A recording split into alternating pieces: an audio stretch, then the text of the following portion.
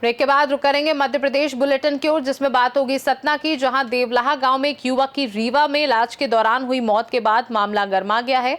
साथ ही बात होगी टीकमगढ़ की, जहां बधाई मांगने को लेकर किन्नरों के दो गुटों के बीच विवाद खूनी संघर्ष में बदल गया। ऐसी तमाम खबरों पर विस्तार से डालेंगे नजर।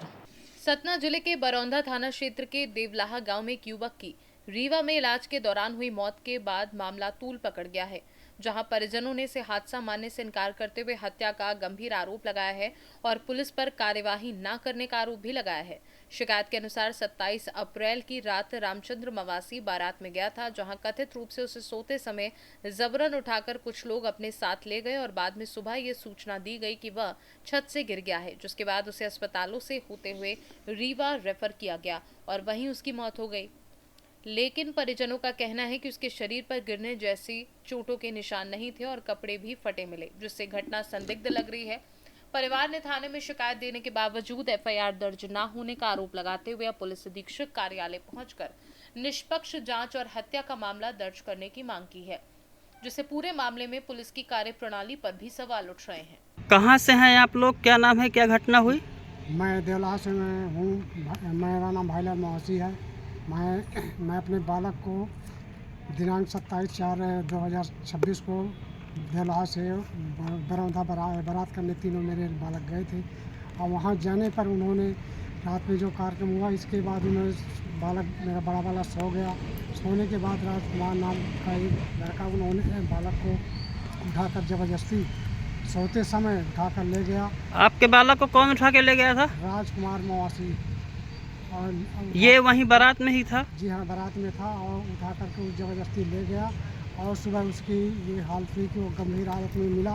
उनके शोर किया गया कि वो छत से गिर गया है और गिरने के बाद शोर किया गया कि छत से गिर गया है। तत्काल उसको मैं लड़कों द्वारा प्राथमिक स्वास्थ्य केंद्र मझगांव लाया गया और इसके बाद मझगांव से रेफर तुरंत किया गया जिला चिकित्सालय के लिए, सतना के लिए। जी हाँ, सतना के लिए। और सतना में ट्रीटमेंट के दौरान 1 घंटे के बाद तुरंत रेफर कर गया संजय गांधी मेडिकल कॉलेज रीवा के लिए, जहाँ पे दिनांक 28/4/2026 को वहाँ संजय गांधी मेडिकल कॉलेज में एडमिट कराया गया और इलाज के दौरान दिनांक 29/4/2026 को मेरा बालक रामचंद्र मवासी का शाम 7 बजे एक्सपायर हो गया और दिनांक 30/4/2026 को उनका वहाँ से रीवा से लाया गया अपने गृहग्राम, जिसमें उसका अंतिम संस्कार किया गया।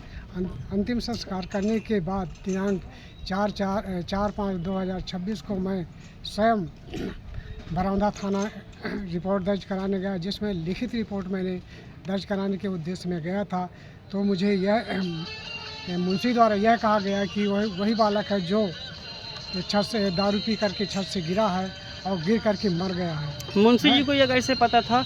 आपने पहले सूचना दी थी मुंशी जी को? मैंने किसी प्रकार की जानकारी नहीं दिया था मुंशी जी को। मुंशी जी यही मुझसे बोले कि वो वही बालक है जो दारू पी करके छत से गिरा और गिर करके मर गया। आपकी रिपोर्ट लिखी गई थी फिर कि नहीं लिखी गई? रिपोर्ट आज दिनांक तक भी नहीं लिखा गया। टीआई साहब से बात किए थे आप? टीआई साहब से भी बातचीत हुआ तो टीआई साहब बोले कि वहाँ क्या हो गया है, कैसे हुआ है।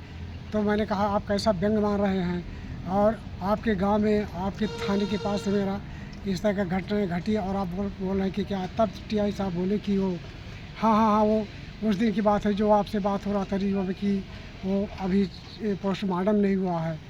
अब मुझे ध्यान हो गया। ये टीआई एफआईआर दर्ज हुई आपकी अभी तक नहीं हुई? अभी तक में एफआईआर दर्ज मेरा बालक का नहीं हुआ है, न किसी प्रकार के। आज आप कहाँ आए हैं? आज मैं सतना में माननीय पुलिस अधीक्षक महोदय जी के शरण में आया हूँ और अपनी समस्याओं को जो बालक के द्वारा बीती हुई समस्याओं को सामने प्रस्तुत करने के लिए मैं तैयार। सतना से सीनू संवाददाता बलवीर की रिपोर्ट।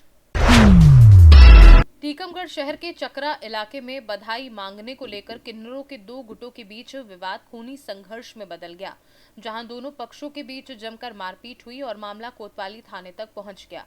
आरोप है कि दीपा किन्नर ने सपना, तनु, सुनैना सहित अन्य साथियों पर लाठी डंडों और चाकू से हमला करने का आरोप लगाया है, जिसमें चाकू लगने से उनके गाल पर चोट आई और वह घायल हो गई। घटना के बाद इलाके में हड़कंप मच गया और पुलिस ने तुरंत हस्तक्षेप करते हुए दोनों पक्षों को थाने बुलाकर मामला दर्ज कर जांच शुरू कर दी है। साथ ही पूरे प्रकरण की गहन पड़ताल और पूछताछ जारी है। बबली किन्नर कहाँ से आई हैं? टीकमगढ़ से, शहर की मालक।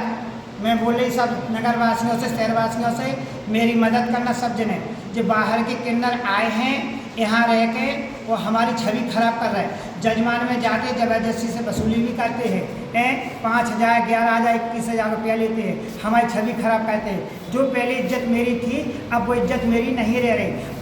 आज मेरे चेले मांगने गए, मैं तो घर से बाहर निकल नहीं पाती। धमकी दिखाते हैं कि जान से मारेंगे, तुझे मरवा डालेंगे, फिर तो मेरा राज हो जाएगी।